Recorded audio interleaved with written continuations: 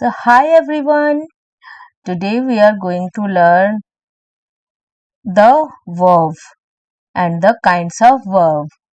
So, ये जो topic है ये ग्रामर पोर्शन का टॉपिक है और ये आप लोगों को वर्ब के बारे में सारी इंफॉर्मेशन देगी। और ये जो वर्ब का टॉपिक है ना ये बहुत ज़्यादा इम्पोर्टेंट होता है आपका ग्रामर पोर्शन में इसका बहुत ज़्यादा इम्पोर्टेंस होता है। तो सबसे पहले देख लेंगे कि इसका इंट्रोडक्शन वर्ब होते क्या है ना। A verb is a word which says something about the subject. It tells us of an action done by the subject or what happens to the subject. ये जो वर्ब होते हैं ना ये बताते हैं किसके बारे में, सब्जेक्ट के बारे में। सब्जेक्ट कौन होता है, कोई भी नाउन हो सकता है ना, कोई भी पर्सन हो सकता है, कोई भी थिंग्स हो सकता है, तो वो सब्जेक्ट होता है जिसके बारे में वर्ब बताता है, उसके एक्शन के बारे में बताता है। It tells us of an action done by the subject. Subject के द्वारा जो भी एक्शन डन हुआ है इसके बारे में हमें कौन बताता है, वर्ब बताता है कि सब्जेक्ट ने कौन सा एक्शन को डन किया है, पूरा किया है या फिर कर रहा है, यानी पूरे थ्रू टेंस, यानी टेंस जो काल जिसको हम लोग बोलते हैं, प्रेजेंट से पास्ट और फ्यूचर, तीनों टेंसेस में जो भी एक्शन होता है ना तो उसको जो भी करने वाला कौन होता है, वर्ब होता है। ठीक है, और ये वर्ब के फॉर्म को हम लोग लगाते हैं अकॉर्डिंग टू टेंस। जिस टेंस का वर्ब होता है उस टेंस में हम लोग उस वर्ब के फॉर्म को लगाते हैं। ओके, तो अब इसको देखेंगे कि आगे इसका एक एग्जाम्पल ले लेते हैं जिससे कि ये चीज और ज्यादा क्लियर हो जाएगा। जैसे दिनेश प्लेज अ मैच, है ना, तो दिनेश क्या खेलता है, मैच खेलता है। ये सिंपल प्रेजेंट का सेंटेंस है, ठीक है, और ये बता रहा है कि दिनेश मैच खेलता है। तो इसमें प्लेज, ये प्लेज क्या है, ये है वर्ब। ये बता रहा है कि दिनेश क्या कर रहा है, तो दिनेश खेल रहा है, तो ये दिनेश के बारे में बता रहा है, जो मैंने अभी थोड़ी देर पहले ही बताया कि ये जो वर्ब है ये सब्जेक्ट के बारे में बता रहा है कि सब्जेक्ट कौन सा एक्शन कर रहा है। तो सब्जेक्ट क्या कर रहा है, सब्जेक्ट खेलता है, ठीक है, इस एक्शन को बता रहा है, कौन बता रहा है, वर्ब बता रहा है। तो ये प्ले क्या है, ये वर्ब है, और ये दिनेश क्या है, ये सब्जेक्ट है, राइट। तो अब नेक्स्ट एग्जाम्पल देखते हैं। The students read their books. Students अपने बुक को पढ़ रहे हैं, ठीक है। तो ये स्टूडेंट्स क्या है, प्लूरल सब्जेक्ट है, तो प्लूरल के साथ वर्ब में एस और यस नहीं लगता, ये सिंगुलर था इसलिए वर्ब में एस और यस लगा है। ये टेंस के टॉपिक है। अगर आप लोगों ने टेंस को अभी तक नहीं पढ़ा है तो मुझे कमेंट जरूर कीजिएगा। मैं टेंस का, वैसे भी मैं टेंस का वीडियो लेके आऊंगी ही, लेकिन किसी को अगर ज्यादा रिक्वायर्ड है तो मैं और दूसरे ग्रामर से पहले मैं टेंस का वीडियो जरूर लेके आऊंगी और इतने सिंपल वे में बताऊंगी कि आप लोग को समझ में आ जाएगा अच्छा से। तो देख लेते हैं इसको। तो स्टूडेंट्स क्या है, ये सब्जेक्ट है ना। रीड क्या है, ये वर्ब है। ये जो रीड है ना, ये इसको मैं थोड़ा मिटा देती हूँ, थोड़ा ये बहुत ज्यादा मैसी हो गया है। तो ये देखिए, हाँ, तो ये जो है ना, ये रीड क्या है, ये वर्ब है, और जो स्टूडेंट्स है ये क्या है, ये सब्जेक्ट है। ओके, तो वर्ब हो गया, ये सब्जेक्ट हो गया, है ना। तो किसके एक्शन को बता रहा है, सब्जेक्ट के एक्शन को बता रहा है। अब ऑन द अदर वर्ड्स में देख लेंगे कि वर्ब्स क्या है। A verb is a word that tells और asserts समथिंग अबाउट पर्सन और थिंग्स। ये वही चीज है, सिमिलर वे में इसको यहाँ पर डिफाइन किया गया। मैंने ले लिया कि थोड़ा अलग भी आपको समझ में आता है, कभी डेफिनेशन इससे अगर कुछ दिक्कत होता है तो इससे और भी क्लियर हो जाएगा। ये क्या है कि वर्ब एक ऐसा वर्ड है जो कि जोर देता है किस पर, पर्सन और थिंग्स का जो एक्शन होता है, जो काम किया जाता है पर्सन और थिंग्स के द्वारा, उस चीज पर जोर देता है वर्ब, यानी बताता है कि कौन सा एक्शन हो रहा है, ठीक है। तो ये चीज होता है वर्ब। नेक्स्ट स्लाइड देख लेंगे। अब ये there are mainly three kinds of verb, है ना, थ्री काइंड्स ऑफ वर्ब होते हैं. फर्स्ट क्या है, ट्रांजिटिव वर्ब. सेकंड क्या है, इंट्रांजिटिव वर्ब. और थर्ड है एक्सिलरी वर्ब. ठीक है, तो एक एक करके देख लेंगे. ट्रांजिटिव वर्ब क्या होते हैं, a verb that requires an object after it to complete its sense is called a transitive verb. तो ये जो ट्रांजिटिव वर्ब होता है ना, ये इसको ऑब्जेक्ट का रिक्वायर्ड होता है. इस सेंटेंस में ट्रांजिटिव वर्ब का जो भी सेंटेंस होता है तो उसमें जरूर ऑब्जेक्ट होता ही होता है, ऑब्जेक्ट होगा ही, है ना. बिना ऑब्जेक्ट के ट्रांजिटिव वर्ब कंप्लीट नहीं होता है. तो ऑब्जेक्ट क्या होता है, देख लेते हैं एग्जांपल में. She writes a letter. ठीक है, वो पत्र लिखती है ना. तो शी क्या हो गया, ये सब्जेक्ट हो गया. राइट्स क्या हो गया, लिखना, मतलब वर्ब हो गया, क्रिया. और क्रिया किसके द्वारा किया जा रहा है, शी के द्वारा. शी क्या है, सब्जेक्ट है. ठीक है, अब ये जो अ लेटर है ये क्या है, यही तो ऑब्जेक्ट है ना. ये ऑब्जेक्ट है कि भाई ये तो सब्जेक्ट है, ये राइट्स, ये काम हो रहा है, लेकिन क्या काम हो रहा है, तो लेटर लिखने का काम हो रहा है. तो लेटर क्या है, ये लेटर ऑब्जेक्ट है. ठीक है, तो देखिए ट्रांजिटिव वर्ब ने अपना ऑब्जेक्ट लिया हुआ है. अब नेक्स्ट देख लेते हैं. He has purchased a car. तो ही क्या है, सब्जेक्ट है. ठीक है, परचेज्ड और हैज क्या है, तो हेल्पिंग वर्ब है, एक्सिलरी वर्ब जिसको बोलते हैं. और परचेज्ड क्या है, परचेज्ड है वर्ब. ठीक है, ये वर्ब है, ये सब्जेक्ट है, ये तो ऑक्सिलरी वर्ब है. और ये जो अकार है ना, ये अकार ये है ऑब्जेक्ट, क्योंकि ये तो सब्जेक्ट है, इसके द्वारा क्या खरीदा, मतलब ये तो खरीदा, लेकिन क्या खरीदा, कार खरीदा. तो कार क्या है, कार ऑब्जेक्ट है. राइट, तो नेक्स्ट देख लेंगे. अब नेक्स्ट हम लोग देखेंगे यहाँ पर ट्रांजिटिव वर्ब में ही ना ऑब्जेक्ट होते हैं, डायरेक्ट ऑब्जेक्ट और इनडायरेक्ट ऑब्जेक्ट होते हैं. मतलब ये तो ऑब्जेक्ट होता है, ऑब्जेक्ट लेते हैं अपने सेंटेंस के लास्ट में, मैंने कहा ट्रांजिटिव वर्ब. तो इसमें जो ऑब्जेक्ट होते हैं ना, इसमें भी दो चीज होते हैं, एक ऑब्जेक्ट होते हैं, है ना, डायरेक्ट ऑब्जेक्ट, और एक इनडायरेक्ट ऑब्जेक्ट होते हैं. तो सेंटेंस में ये दोनों को समझना बहुत ज्यादा इंपॉर्टेंट होता है कि कौन सा डायरेक्ट ऑब्जेक्ट है, कौन सा इनडायरेक्ट ऑब्जेक्ट है. अगर इस चीज को नहीं समझेंगे तो कंफ्यूजन बना रहता है, और कहीं पर डायरेक्ट ऑब्जेक्ट का रोल पहले होता है, कहीं पर इनडायरेक्ट को. तो इसको अगर नहीं समझे तो दिक्कत हो सकता है. तो फिर इसको समझ लेते हैं. डायरेक्ट ऑब्जेक्ट क्या होता है, direct object and object which answer the question what. ऐसे ऑब्जेक्ट जो इस चीज का आंसर देते हैं कि क्या, है ना, is called a direct object. Mostly direct objects are non living things. हाँ, एक चीज इसको भी याद रखना है कि जब डायरेक्ट ऑब्जेक्ट के बारे में हम लोग बात करते हैं तो मोस्टली वो नॉन लिविंग ही होते हैं. ठीक है, तो देख लेंगे एग्जाम्पल में क्लियर हो जाएगा. आई रीड अ बुक, है ना. आई क्या है, सब्जेक्ट है. रीड क्या है, वर्ब है. अ बुक क्या है, ये है ऑब्जेक्ट. ठीक है, अब यहाँ पर हम लोग कैसे समझेंगे कि ये डायरेक्ट ऑब्जेक्ट है या फिर इनडायरेक्ट ऑब्जेक्ट है. तो अब ये इस क्वेश्चन का जवाब देगा, कौन से क्वेश्चन का, कि क्या कर रहे हो या फिर क्या पढ़ रहे हो, है ना. तो ये व्हाट इस सवाल का जवाब है आई रीड अ बुक, है ना. जैसे पूछेंगे व्हाट आर यू डूइंग, तुम क्या कर रहे हो, है ना. तो अगला आंसर क्या आएगा, आई रीड अ बुक, है ना. तो ये क्या हो जाएगा, ये हो जाएगा डायरेक्ट ऑब्जेक्ट. तो डायरेक्ट ऑब्जेक्ट में ये जो अ बुक है ना, ये अ बुक है, ये क्या है, नॉन लिविंग है. तो ये क्या है, डायरेक्ट ऑब्जेक्ट है. जैसे शी ड्रॉज अ पिक्चर, है ना. तो अब ये व्हाट जो क्वेश्चन है उसका जवाब दे रहा है व्हाट आर यू डूइंग. ठीक है, अगर पूछा जा रहा है क्वेश्चन तो उस क्वेश्चन का जवाब है शी ड्रॉज अ पिक्चर, वो एक पिक्चर बना रही है ना.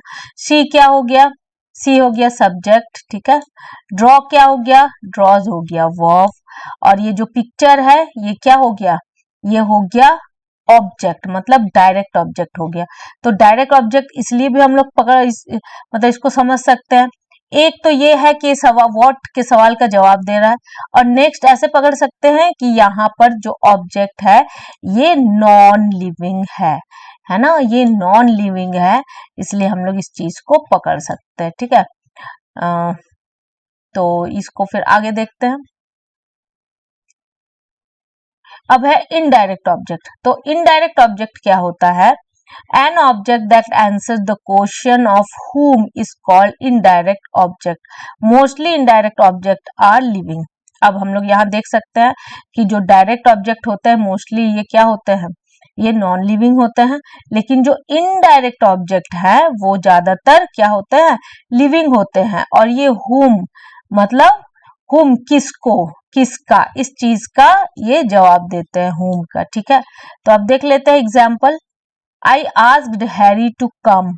ठीक है, तो आई आस्क्ड मैंने पूछा, किससे पूछा, हैरी से पूछा। तो अब हम इस सवाल का जवाब मिलेगा कि किससे पूछा। ठीक है, तो जवाब क्या मिला, हैरी, है ना। तो हैरी क्या है, लिविंग है, तो ये क्या है, इनडायरेक्ट ऑब्जेक्ट है, राइट। अब नेक्स्ट देख लेंगे, she teaches me a lesson, है ना। तो अब ये जो सी टीचेस मी अ लेसन है, सी क्या है, सब्जेक्ट है। ठीक है, ये सब्जेक्ट है। ये टीचेस क्या है, ये वर्ब है। ठीक है, और ये मी क्या है, ये मी है। सी टीचेस मी अ लेसन, तो किसको पढ़ा रहा है, मतलब किसको पढ़ा रही है, सी टीचेस मी अ, वह मुझे पढ़ाती है। तो ये मी क्या है, मी है हुम, मतलब किसको पढ़ाती है, वह किसको पढ़ाती है, तो वह मुझे पढ़ाती है। तो ये किसको जो सवाल किया जा रहा है उसका जवाब क्या है, मी है। ठीक है, और ये मी क्या है, लिविंग थिंग्स है। तो बस ये क्लियर है टॉपिक कि अगर हम लोग सब्जेक्ट है, वर्ब है, और ये जो ऑब्जेक्ट आ रहा है ना, ये डायरेक्ट है कि इनडायरेक्ट है। अगर ये लिविंग थिंग्स है और ये इस सवाल का जवाब दे रहा है कि किसको, तो फिर ये इनडायरेक्ट ऑब्जेक्ट है। इस तरह से हम लोग इसको समझ सकते हैं। तो ये इंट्रांजिटिव वर्ब का, ये जो ट्रांजिटिव वर्ब का डायरेक्ट और इनडायरेक्ट ऑब्जेक्ट के बारे में हमने अभी देखा। ठीक है, अब नेक्स्ट देख लेंगे। If a sentence has both direct and indirect object, mostly indirect object comes first. If anyhow the direct object comes first, then to. अब इसको हम लोग कैसे समझेंगे कि कोई सेंटेंस में अगर दोनों रहे, अच्छा मान लो अगर एक ही रहे, जैसे डायरेक्ट रहे और इनडायरेक्ट रहे, तो हम लोग इसको आराम से समझ जाएंगे कि लिविंग है, नॉन लिविंग है, सब कुछ ठीक है। लेकिन अगर दोनों ही सेंटेंस में आए तो उस समय हम लोग इस चीज को कैसे समझेंगे कि कौन सा डायरेक्ट है और कौन सा इनडायरेक्ट है, तो उसको हम लोग इस तरह से समझेंगे। तो to will be added the indirect object, indirect object में टू ऐड होता है। ठीक है, और डायरेक्ट ऑब्जेक्ट में क्या होता है कि टू ऐड नहीं होता है। डायरेक्ट ऑब्जेक्ट मतलब indirect object will be added the indirect object, है ना। इनडायरेक्ट ऑब्जेक्ट में टू ऐड होता है। ठीक है, तो अब एक एग्जाम्पल देखेंगे, अब इसको समझ के हम लोग समझ लेंगे, ठीक है, कि किस तरीके से ये होता है। लेकिन इनडायरेक्ट ऑब्जेक्ट में टू रहता है और डायरेक्ट ऑब्जेक्ट में टू नहीं होता है। ठीक है, अब एग्जाम्पल देख ले, she taught me English. In this sentence indirect object me comes first and direct object comes after it. तो अब इसमें इस सेंटेंस में क्या देखेंगे कि इनडायरेक्ट ऑब्जेक्ट जो है वो मी है। क्यों, क्योंकि ये लिविंग थिंग्स है और ये किसको, इस चीज का जवाब दे रहा है, तो ये फर्स्ट में आ गया, तो ये इनडायरेक्ट ऑब्जेक्ट है। ठीक है, अब ये इनडायरेक्ट ऑब्जेक्ट क्या होता है, कम्स फर्स्ट, मतलब डायरेक्ट ऑब्जेक्ट से पहले आता है इनडायरेक्ट ऑब्जेक्ट, उसके बाद डायरेक्ट ऑब्जेक्ट आता है। तो इससे भी पता चल रहा है कि कौन सा डायरेक्ट है कौन सा इनडायरेक्ट है। ये जो मी है ये क्या है, ये जो मी है इनडायरेक्ट ऑब्जेक्ट है मी, क्योंकि लिविंग थिंग्स भी है और किसको, इस सवाल का भी जवाब दे रहा है। अब यहाँ पर क्या है, इंग्लिश है, कि क्या सिखाया जा रहा है, इंग्लिश है, तो ये क्या है, ये नॉन लिविंग थिंग्स है। ठीक है, और ये बाद में आ रहा है, मतलब इनडायरेक्ट ऑब्जेक्ट के बाद में आ रहा है। तो आप समझ में आ गया कि इस सेंटेंस में डायरेक्ट और इनडायरेक्ट ऑब्जेक्ट दोनों है। तो सबसे पहले मी है, और मी क्या है, इनडायरेक्ट ऑब्जेक्ट, और इंग्लिश क्या है, डायरेक्ट ऑब्जेक्ट। ओके, अब नेक्स्ट देख लेंगे यहां से, if we write this sentence she taught English to me, है ना। अब अगर इस सेंटेंस को देखेंगे तो in this sentence direct object comes after the indirect object. तो अब इसमें क्या है कि डायरेक्ट ऑब्जेक्ट इनडायरेक्ट ऑब्जेक्ट से पहले आया है। यहाँ पर देख सकते हैं इंग्लिश क्या है, ये नॉन लिविंग थिंग्स है ना। और ये इस सवाल का जवाब दे रहा है कि क्या क्या पढ़ाते हैं या फिर क्या पढ़ाया है, तो इंग्लिश पढ़ाया है। ठीक है, व्हाट का सवाल का जवाब दे रहा है, तो ये क्या है, ये डायरेक्ट ऑब्जेक्ट है ना, और डायरेक्ट ऑब्जेक्ट इनडायरेक्ट ऑब्जेक्ट से पहले आया। क्यों आया? क्योंकि बीच में यहाँ टू लगाए हैं हम लोग, टू से दोनों को जोड़े हैं, तब फिर ये इस तरीके से आया है। और मी क्या है? मी है इनडायरेक्ट ऑब्जेक्ट, क्योंकि ये लिविंग थिंग्स है, और ये इस सवाल का जवाब दे रहा है कि किसको पढ़ा रहा है, तो किसको पढ़ाता है, या फिर पढ़ाई है तो मुझे पढ़ाई है।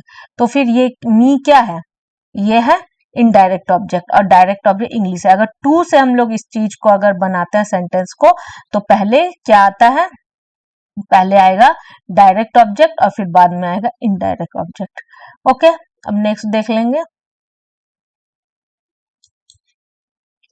अब देखेंगे इंट्रांजिटिव वर्ब। यहाँ सबसे पहले ट्रांजिटिव वर्ब का सब कुछ देखे, डायरेक्ट और ऑब्जेक्ट, इनडायरेक्ट और डायरेक्ट ऑब्जेक्ट, इस चीज को हम लोगों ने देखा। अब देखेंगे इंट्रांजिटिव वर्ब क्या होता है। तो intransitive, a verb which does not require an object after it to complete its sense is called intransitive verb, है ना। अब इसमें ये बता रहा है कि ऐसा वर्ब जिसको ऑब्जेक्ट का रिक्वायर्ड नहीं होता, बिना ऑब्जेक्ट के भी वो सेंटेंस बनता है, तो उसको बोलते हैं हम लोग इंट्रांजिटिव वर्ब। तो देख लेंगे इसका एग्जाम्पल क्या होता है, और जो सेंस को कंप्लीट भी कर देता है। तो सबसे पहले द स्टूडेंट्स आर प्लेइंग, इस सेंस को कंप्लीट कर दिया, और यहाँ पर क्या है, क्या बता रहा है कि बच्चे खेल रहे हैं, ठीक है। तो ये कंप्लीट कर दिया, तो इसे ऑब्जेक्ट का रिक्वायर्ड नहीं है, यहाँ पर किसी भी कोई ऑब्जेक्ट है नहीं है। क्यों? क्योंकि स्टूडेंट्स क्या है, ये सब्जेक्ट है, आर क्या है, एक्सिलरी वर्ब है या फिर हेल्पिंग वर्ब है, और ये प्लेइंग क्या है, ये मेन वर्ब है। अब यहाँ कोई ऑब्जेक्ट है नहीं है, तो फिर इंट्रांजिटिव वर्ब को ऑब्जेक्ट का जरूरत नहीं होता, और जिसमें ऑब्जेक्ट नहीं होता उसको इंट्रांजिटिव वर्ब बोलते हैं। ही रिटर्न आफ्टर अ वीक, है ना, वो एक हफ्ते बाद लौटा, ठीक है।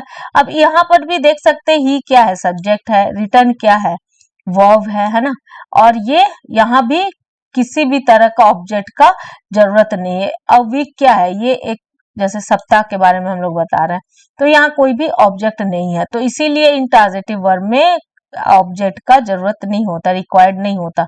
द गर्ल्स वर वीपिंग, ठीक है। अब इसमें भी हम लोग देख सकते हैं कि किसी भी तरह का ऑब्जेक्ट का यूज नहीं किया गया है, नहीं है, ऑब्जेक्ट है भी नहीं, रिक्वायर्ड है भी नहीं, है ना, सिर्फ इसको बस नॉर्मली बताया गया है कि गर्ल्स रो, मतलब जो लड़कियां हैं वो रो रही है, इस चीज को बताया गया है। तो बस सिंपल है, इसमें किसी भी तरह का ऑब्जेक्ट का जरूरत नहीं पड़ा है और लिया भी नहीं गया है। तो अब नेक्स्ट देख लेंगे, द प्रिंसिपल कम्स डेली, है ना, डेली। तो प्रिंसिपल रोज आता है, आते हैं या आती है, जो भी हो। तो प्रिंसिपल क्या है, सब्जेक्ट है, कम्स क्या है, वर्ब है। अब यहाँ देखेंगे कोई भी ऑब्जेक्ट नहीं है ना, तो ऑब्जेक्ट का इसमें रिक्वायर्ड होता भी नहीं है, और बिना ऑब्जेक्ट के भी ये सेंटेंस बनता है, जिसको हम लोग क्या बोलते हैं, इंट्रांजिटिव वर्ब बोलते हैं। इन the above sentence the verb playing, return, ये वही चीज है समझाने के लिए।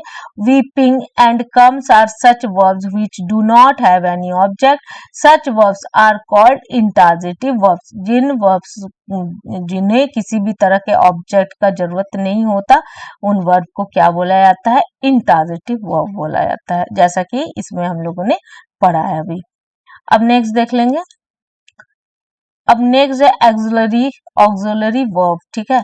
तो यहाँ देख लेंगे, जो 3 टाइप्स ऑफ वर्ब्स देखे तो उसमें ट्रांजिटिव देख लिए, इंट्रांजिटिव देख लिया, अब ऑक्सिलरी देखेंगे कि ऑक्सिलरी का किस तरह का फंक्शन है। A verb which is used to help an ordinary verb is called auxiliary verb. It can be also called helping verb. तो ये जो वर्ब होते हैं ना, ये ऑर्डिनरी वर्ब का हेल्प करते हैं, जो कि मेन वर्ब होते हैं उनका हेल्प करते हैं, और इन्हें हेल्पिंग वर्ब भी बोला जाता है। अब एग्जाम्पल देख लेंगे, I am playing a match, ठीक है। अब यहाँ पर ये जो ऑक्सिलरी वर्ब है, ऑक्सिलरी वर्ब एम है, ओके, एम है, और ये प्लेइंग क्या है, मेन वर्ब है। तो इस वर्ब का हेल्प करने के लिए ऑक्सिलरी वर्ब को सेंटेंस में यूज किया जाता है, जिससे फुलफिल होता है, ये जो सेंटेंस है ये फुलफिल होता है, समझ में आता है कि कौन जो एक्शन है वो कर रहा है और ये किस काल में हो रहा है ना, और इसको कितना जन कर रहा है। जैसे ये जो सब्जेक्ट है ये सिंगुलर है, प्लूरल है, क्या है, तो इसी हेल्पिंग वर्ब से समझ में आता है। अगर सिंगुलर है, एक वचन है, तो फिर उस हिसाब से यहाँ पर एक्सिलरी वर्ब चेंज हो जाते हैं, और अगर प्लूरल है तो फिर यहाँ पर उस हिसाब से चेंज होता है, तो समझ में आ जाता है। तो ये पूरी तरीके से वर्ब का, मेन वर्ब का हेल्प करते हैं, इसलिए इनका नाम हेल्पिंग वर्ब भी होता है। He will go to school, वही चीज है, ही सब्जेक्ट है, विल एक्सिलरी वर्ब है, गो मेन वर्ब है, जो कि ये बता रहा है, ये काल को बता रहा है कि किस काल में। जैसे he will go to school, वह स्कूल जाएगा, तो इस चीज को कौन क्लियर कर रहा है, यहाँ पर जो एक्सिलरी वर्ब है ये बता रहा है कि ये स्कूल जाएगा, ये काल को बता रहा है कि किस समय जाएगा, प्रेजेंट है, फ्यूचर है या फिर पास्ट है। दे आर रीडिंग न्यूज़पेपर, वही चीज है, ये आर क्या हेल्पिंग वर्ब है, और ये भी बता रहा है कि यहाँ पर कितने जन है, एक वचन है या बहुवचन है ना, इस चीज को भी बताता है, और ये वर्ब का हेल्प भी करता है। I have completed my homework, तो ये भी इस चीज को बताता है, यहाँ पर आई है, आई के साथ ये जो एक्सिलरी वर्ब हैव है, और काम खत्म हो चुका है, ठीक है, तो ये कंप्लीटेड, ये जो मेन वर्ब है इसका हेल्प कर रहा है, ठीक है, तो इसको हेल्पिंग वर्ब भी बोलते हैं। जो मैंने बताई वही चीज यहाँ पर लिखा हुआ है, मैं एक बार पढ़ देती हूँ। In the above sentences am, will, are, have are auxiliary verbs because they are helping the ordinary verbs. Playing, go, reading, completed, ये these are the main verb या ऑर्डिनरी वर्ब, इन्हें बोल सकते हैं। अब नेक्स्ट देख लेंगे। The auxiliary are further divide into two parts, ये जो ऑक्सिलरी वर्ड है ना, तो इन फर्दर टू पार्ट्स में डिवाइड किया गया है। देख लेंगे क्या क्या है। फर्स्ट है प्रिंसिपल ऑक्सिलरीज, ठीक है, तो इसमें क्या क्या आते हैं, ये टू वी वर्ब, इन्हें टू वी वर्ब के साथ रिलेट किया जाता है, तो इसके अंतर्गत इसके अंडर में आते हैं is, am, are, was, were, to, have, ठीक है, नहीं टू हैव, सॉरी, यहाँ तक है, वर्ड तक है। और ये जो टू हैव है इसको लेते हैं हम लोग, ये सबकी अपनी अलग अलग फैमिली है। टू बी की ये फैमिली है is, am, are, was, were, ठीक है, और टू हैव की फैमिली है हैज, हैव, हैड, है ना। टू डू की जो फैमिली है उसमें डू के साथ डू है, डज है, डिड है, are called the principal auxiliary. तो इन सारे को क्या बोला जाता है, प्रिंसिपल ऑक्सिलरी होता है, और इसको अक्सर हम लोग सेंटेंस में यूज करते हैं। नेक्स्ट है मॉडल एक्सिलरी। मॉडल एक्सिलरी जो मॉडल्स में भी हम लोग यूज करते हैं, जो मॉडल्स के सेंटेंस बनाते हैं, जो कि मूड को बताते हैं। तो क्या है, शैल है, शुड है, विल है, वुड है, कैन है, कुड है, may, might, must, ought, need, dare and used etcetera are called the modals auxiliaries. तो इन्हें मॉडल एक्सिलरीज बोला जाता है। ये जो मैं बता रही हूँ यहाँ पर बिल्कुल बेसिक लेवल है वर्ब का, तो कोई भी चीज को समझने से पहले बेसिक लेवल, जड़ से समझना बहुत जरूरी है। अगर इस चीजों को आप लोग नहीं समझेंगे तो फिर ग्रामर में बहुत सारी डिफिकल्टीज और कंफ्यूजन आ सकती है। इसलिए छोटे छोटे चीजों को जरूर अच्छे से पढ़े और समझे, तभी जाके कोई भी बड़े चीज को आप लोग समझ सकते हैं, चाहे वो पढ़ाई से रिलेटेड हो चाहे कुछ भी हो। सीढ़ी चढ़ने से पहले एक एक सीढ़ी हम लोग चढ़ते हैं, अगर एक ही बार में दौड़ के अगर चढ़ेंगे तो हो सकता है कि हम लोग गिर जाए और अच्छे से नहीं समझ पाए। इसीलिए मैं बेसिक्स जो भी है वो पहले सारा खत्म करूंगी कंप्लीट करने के बाद, और फिर मैं जो भी ग्रामर पोर्शन है उसको बताऊंगी। तो अगर आप लोग को ये वीडियो अच्छी लगती है तो लाइक, शेयर एंड सब्सक्राइब जरूर करें।